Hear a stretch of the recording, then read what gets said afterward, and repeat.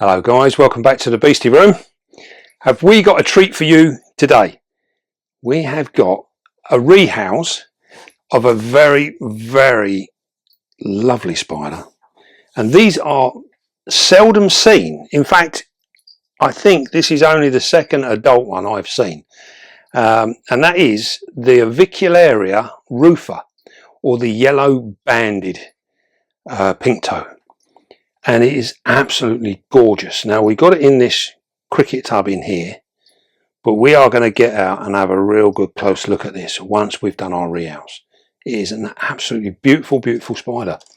As for why we don't see them, I don't know. We do see slings every now and again, and they're not the cheapest. They can be a little bit expensive at times, but they are so worth it. And it's just a shame we don't see more in the way of adults. So we will be on the hunt for a male. Now we are going to set up a nice, easy, simple little enclosure. I don't know why I'm trying to go through the door. Nothing like making hard work for yourself, is there? Right, perhaps get a little bit more in there. So we're just going to fill this up with our pot and compost. Look at the mess I've made. We're going to fill this up with our pot and compost. Remember, with the exos, we don't want to go above this lip here, because this is where the vent is, and that activates the vent here, down here. So, well, activates it. It'll block it up if we do it. And also, as well, we will end up getting water coming out of the exo if we go past that little point there. So what we're going to do, we're going to have a simple enclosure. So I'm going to put that in there like so. Just enough room for it to be able to get in. These guys do like it quite tight, so I'm going to put that in there. Now, one thing we do need to do, we really must make up some more backing boards, because many of these spiders do like to have that backing board on the back. Privacy. Yeah, just gives them that little bit of privacy, gives them a little bit of security. You got all the words today, haven't you, my love? Yeah, security. Right, we've got some lovely moss from out in the garden, which we managed to collect up earlier on. We've had it sitting out there for I don't know how long, just sitting in the grass, and that's enough. It keeps it alive. Don't know what we're going to do when we lose all the grass. We'll have nowhere to put our moss. Alright, so we're just going to put that in there like that. Don't forget, this moss just really gives it that extra little bit of vibe. It really makes it nice. There you go. So we're just looking at a nice simple thing, really. Look at the moss on this. This is absolutely amazing. So we've got our normal sort of like what we call our sort of a carpety moss here, which does really well in the enclosures, providing it does like a good bit of light, but nothing too strong, and it will grow. It grows really, really well. And then we've got this starry stuff. Now I don't know the names. Starry. Yeah, so we call it starry moss, but I think it is something like that anyway. I really should learn the names of these. I've been picking it up for so many years, you'd think I'd know by now. So what we're going to do, we're just going to pop that in there. There you go. Look, there's a slug on there. We don't want that. Don't want the slug. He's come out of the garden. So I'm going to put that in there. It's a shame this wasn't just a little bit bigger, you see. But that'll be fine. That's all right. I think what we'll do is we'll just stand it up in the corner. So we're going to take that bit of moss off. Take that out of there. Put that in there. Take that bit out. Put that bit back. That's better.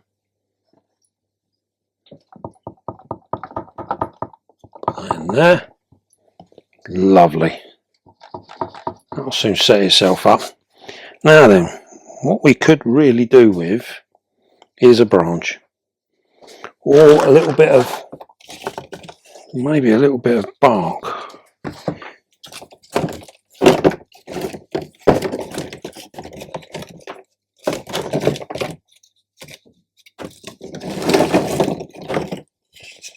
About that. You see, this is what we do now. We keep all of our bits and pieces that we're not using, or we've torn out of other enclosures and stuff. Anything that's viably, we hang on to it and we keep it in a bin. So we've got all our bits and pieces, and in that way, when we set up new enclosures, we can always add some of this stuff. Nothing gets thrown away. It all comes in really useful. Hmm?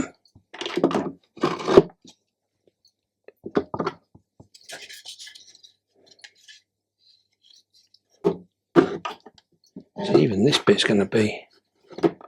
Ah, right, here we go. That's good.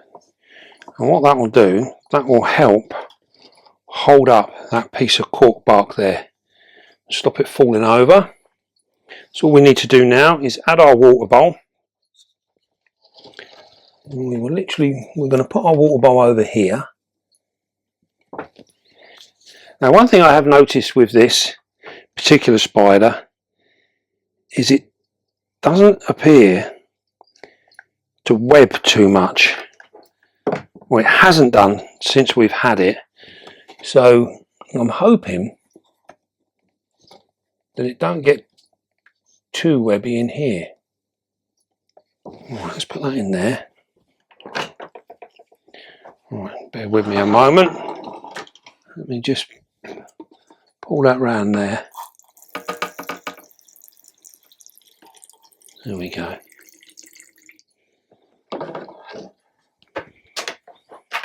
That is that glued in. What do you think to that? That looks nice, doesn't it? Alright then, let's have a look at this spider, because I am itching to show you. Absolutely itching to show you. Now these guys come from Brazil, and as we're saying, they are part of the Avicularia family. Look at that. You want to come this side for me? Oh.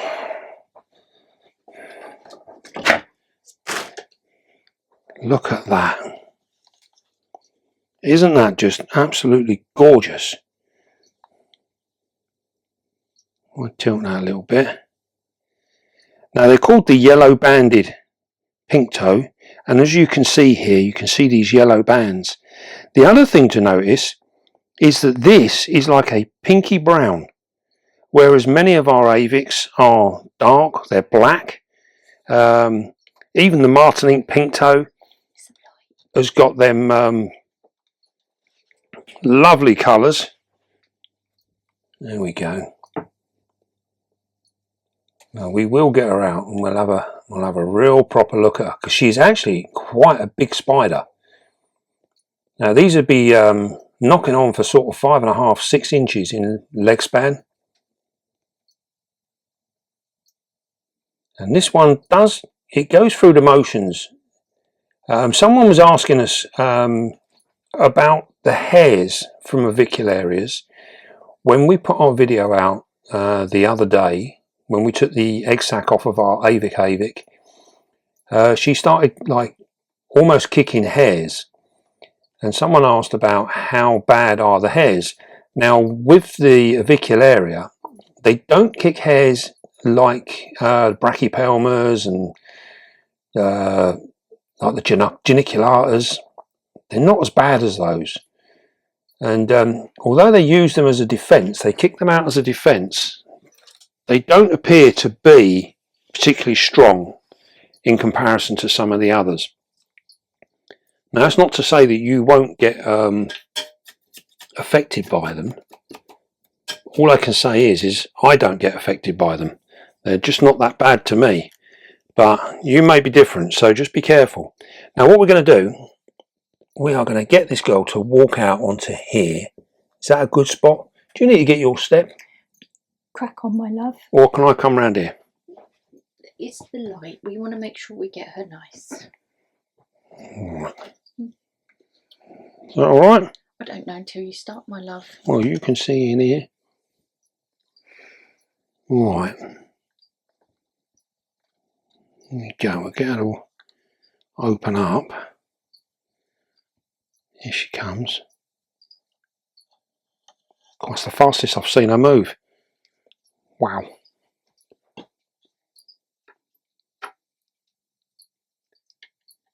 Look at that. Isn't that just absolutely wonderful? Typical, she's not giving me a nice backdrop to.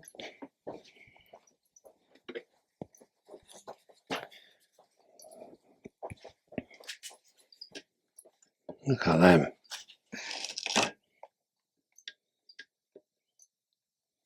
You can see them pink toes now really shining out. Not really, can we? Yeah, zoom in. There we go. You can see some of that colouring now. And the yellow bands on the legs. And as you can see there, she is actually quite a big spider. So hopefully, I'm not sure when she last molted, but hopefully we can get a molt. You can see how literally how big and fluffy she is. She really is a big spider.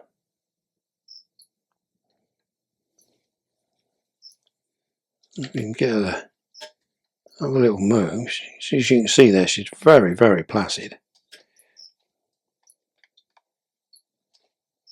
Get her to come out. And remember, these guys do actually jump as well. She's going round the back. There we go. Look at that. Isn't that just absolutely spectacular? Now you can see her there. If you zoom in, we can see on her carapace there. Look at the markings on that. And then we can also see with her abdomen. We come down on her abdomen, you see she's quite bald here. Now this is probably where she has been flicking hairs in the past. Well, it could just be that she's in pre-molt. So we're going to have to wait and see. Now hopefully, if the camera comes back on these back legs, we can get a real close-up look. And you can see just how hairy they are. They are absolutely hairy. It's like stardust. And you can clearly see those yellow bands now. They really are the prettiest thing. Especially if you come all the way around the back. Come onto the same sort of angle. And we can see them pink toes. You can also see the hooks in the toes there. Just on that one. This is what is enabling her to walk on the glass. Slightest little imperfection. And she will be able to grip. You can see that hook really shining out now. Isn't that wonderful? Right. So these guys are from Brazil, and as all the avics, this is another thing that's worth mentioning actually regarding the avics, is that although they like a high humidity, they do enjoy a dry area. So you need to keep your enclosure on the dry side, especially where they are resting. So behind this bark is where we expect her to go. And all round here, behind here, we want this to stay really dry. Now we can soak our moss a little bit, just to keep that wet. And we can trickle some water down into here without it affecting where she is back there. I don't like the idea of spraying the whole enclosure a lot of the time, all depending on what I have in there. But if you're going to spray your enclosure, be very, very careful, and make sure that you're not you're not soaking it, because when you spray an enclosure, you can give an awful lot of water in a very short period of time, and this is where many people go wrong, and it can cause you problems later on. If you end up in a wet enclosure, your avic will normally suffer because of it. So be very careful. The same with Avicularia slings and things like that. When we're growing our slings on, we tend to keep them dry, and this is where the success rate is. We hear much being said about ventilation for avics and things like that. I've found the ventilation isn't such an issue.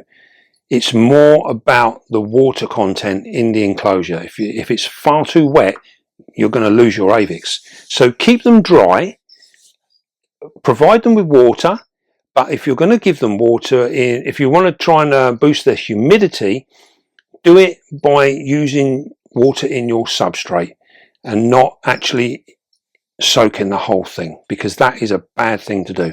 So just be aware of that. Now we're going to get her to walk back in now. We want her to go back over, so we're just going to touch her very gently. See, she's very responsive to the touch. We're going to get her in there. There you go. Look at that, all well trained. She's back in. Don't go coming out now.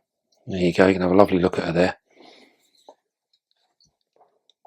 So keep your enclosures dry, and you will be fine. Just that humidity in your moist, in your moss and stuff, and that will be more than enough. Now, food wise for this girl, she will be taking on full grown red runners, dubia roaches, anything like that, large crickets, anything that's on the move, they tend to go for. So they're very movement orientated, and she'll be good. Temperature wise as well, we're looking at the mid 70s. Mid 70s and above is fine. Just be aware of the humidity. Don't let it get out of control. So don't let your enclosures get wet, and the heat won't be such a problem either then. Right. Well, I hope you enjoyed that. She is a stunning spider. I'm so pleased we got her. And yeah, until next time, don't forget, be calm, be gentle, and love your spider. And I'll see you all soon, guys.